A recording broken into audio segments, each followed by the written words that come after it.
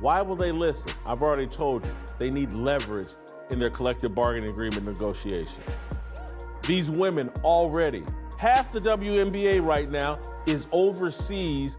If you want to have a league that makes money and pays you millions of dollars, come over here to the XX League.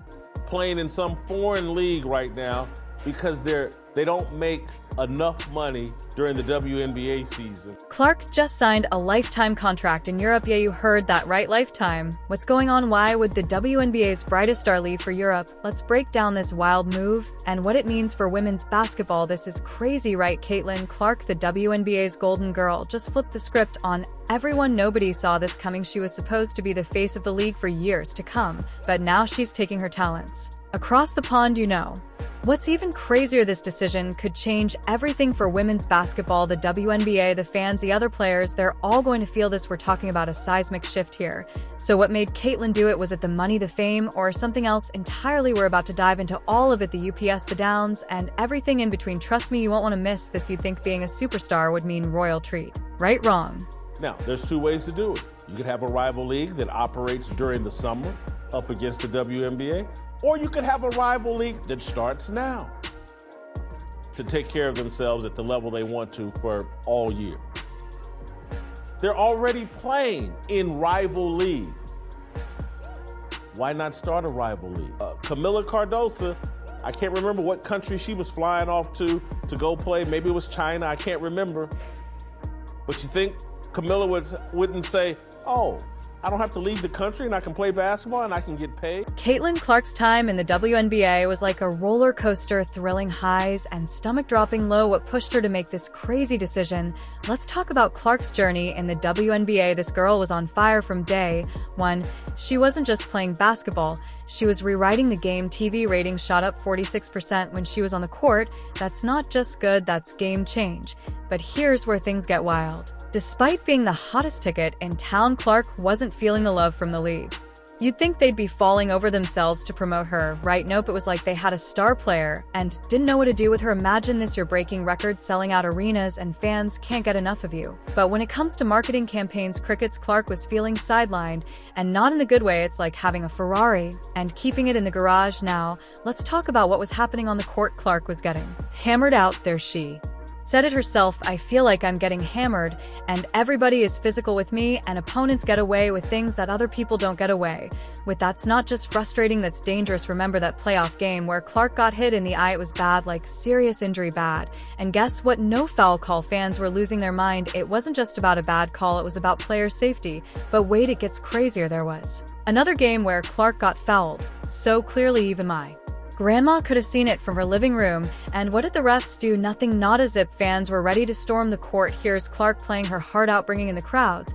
And what's she getting in return? Poor officiating in a league that's not backing her up. It's like being the MVP of a team that doesn't want to win. You know what's really mind-blowing? Despite all this drama on the court, Clark was still crushing it in merchandise sales. We don't do things that protect our interests in our way. We play defense. We just try to conserve. We don't build it. That's what's going to happen because American men of great wealth have so little vision and so small balls. We don't do bold things. We have a gift here in Caitlin Clark.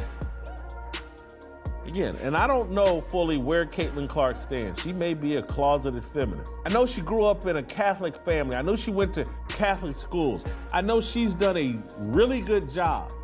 Fans couldn't get enough of her. They were buying jerseys, posters, anything with Clark's name on it.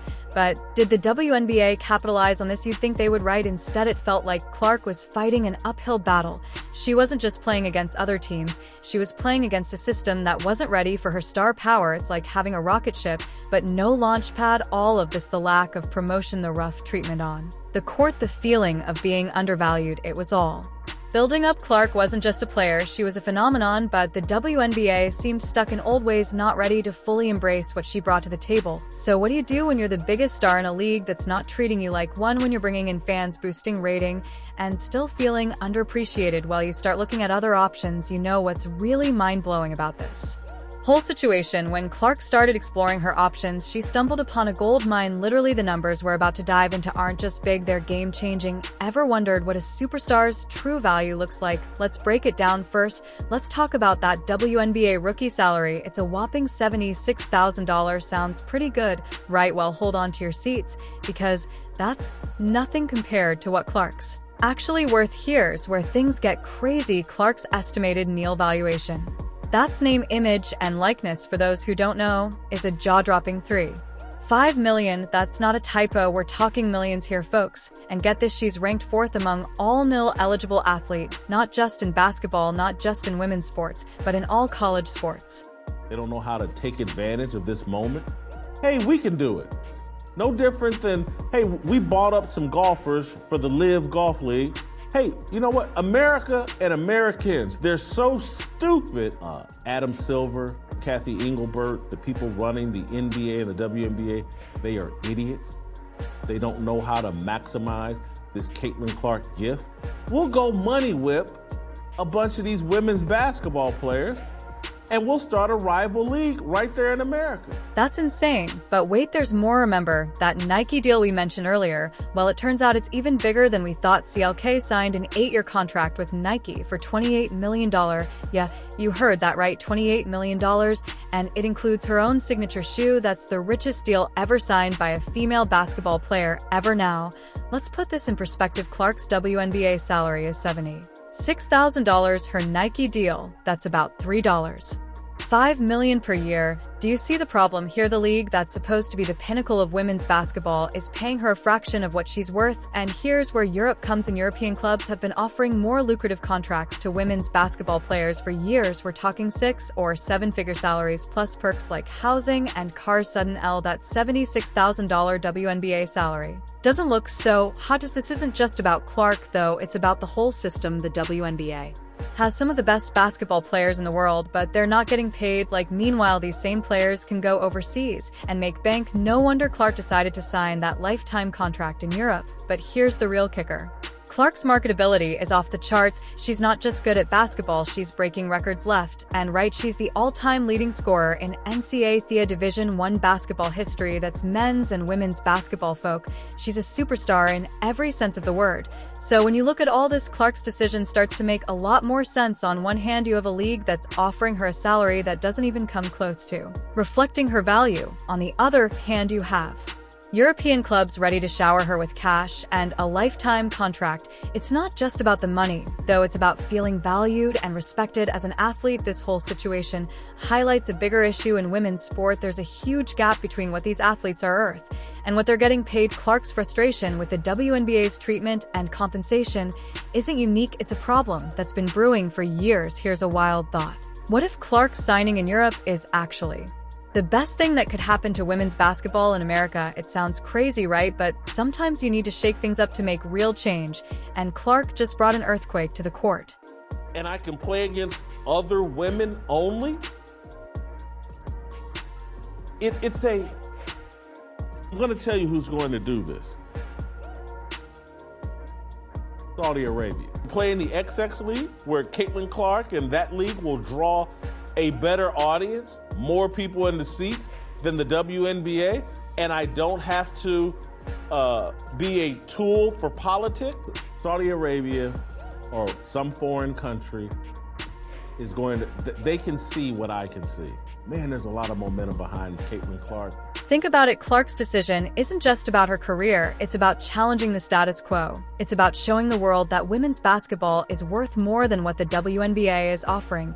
And you know what, this could be the wake-up call the league needs. Imagine the ripple effect. Other players might start looking at Europe too. Suddenly, the WNBA isn't the only game in town. Competition is good, folk. It pushes everyone to be better. The WNBA might have to step up its game, offer better salaries, better treatment. They can't afford to lose all their stars, right? But it's not just about the money, it's about respect. Clark's move is saying, hey, I'm worth more than this. And she's not wrong. Remember how she boosted TV ratings by 46%. That's star power, that's value.